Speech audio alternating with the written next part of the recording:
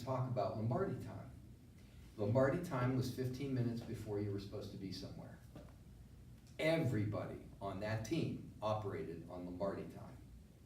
Even that drunkard tight end that caught the pass in the last, or I guess in the first Super Bowl, that came in drunk on his ass from the night before, made it on Lombardi time to the game.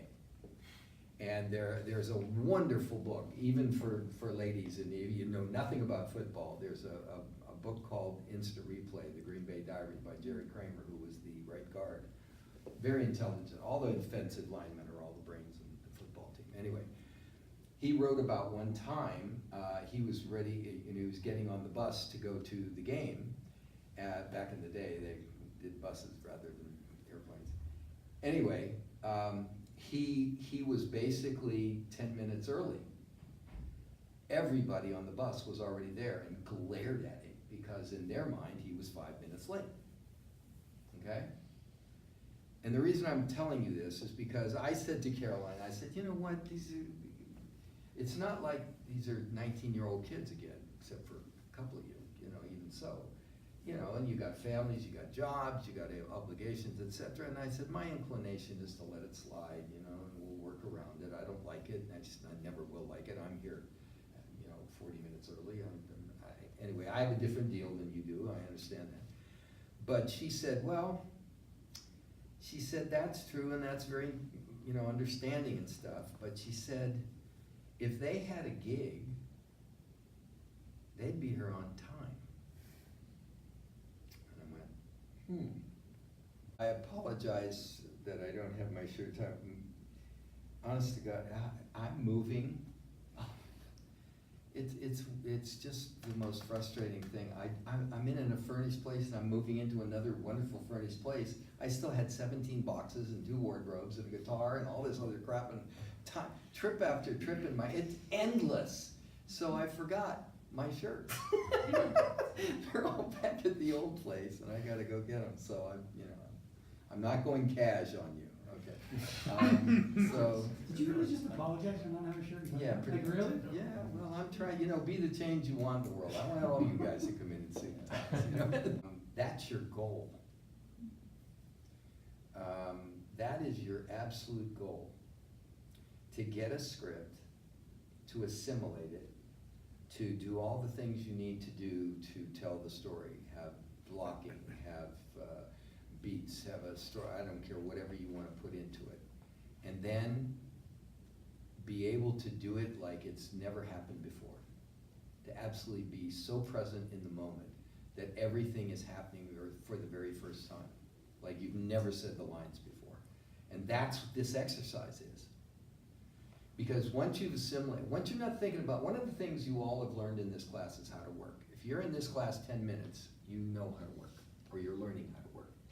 Because everything you've done before, you find, Jesus, that ain't good enough. Now I gotta go learn the damn lines. Now I gotta, oh God, I gotta put it under load. I gotta do this, and then after you work on the piece for a while, then it's like you're not thinking about the lines anymore, but you still haven't quite made that transition to being, I'm feeling, I'm getting from you, that makes me feel, and it keeps changing. Somehow we've learned how that when we learn lines and stuff, we want the emotion, we want everything to be the same at that moment as it was the last time, and the next time. Well, it ain't. You know, sometimes you look at that person that you've been working at for 8 weeks, and it's like, oh, shoot, wow, what's going on there? And it changes the line. It still works. Why? Because that's how humans are. But that's the key, is to blend those two, to act as if you are in that moment and have never been there forever. It's the very first time. By the way, improv is a whole nother deal. I audited a class down in LA from a program called MICE, M-I-C-E, M-I-C, I-C, E. It stood for Master of Improv, Kravitz, I don't know what it was. These guys didn't play.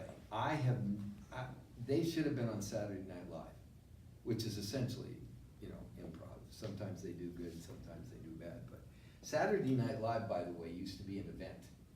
I don't care how hot the woman you were with, you guys ended up at home waiting for Saturday Night Live to come on. It was an event every week. Back in the day when it was Belushi and Aykroyd, and then Bill Murray joined. They got rid of that numbnuts Chevy Chase and Bill Radner and I mean, oh my God, it was unbelievable. And I swear to God, the cast was doing blow behind. It didn't matter, but I mean, if you've never seen some of the old ones, Belushi, they had this routine about the bees, and they dressed in bee suits, and they had antenna, and somehow that crazy fucker Belushi got one going one way, and then he'd get the other going the other way, and they were going in opposite directions, and it didn't matter what they did. The audience was dying, and they did Samurai Dry Cleaners with he and Richard Pryor.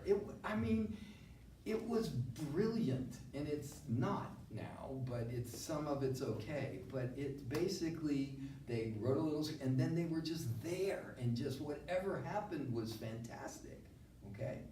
But that's kind of what we're aiming at. You know, when you're watching somebody on a screen and you don't know what's going to happen next, that's exciting.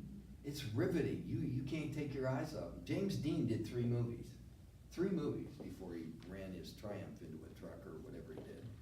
You can't take your eyes off him. You never know what he's going to do next.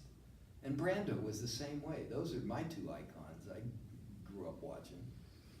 And I mean, there's still really good actors today that can do that. Meryl Streep and Anthony Hopkins, and even Brad Pitt's a favorite of mine.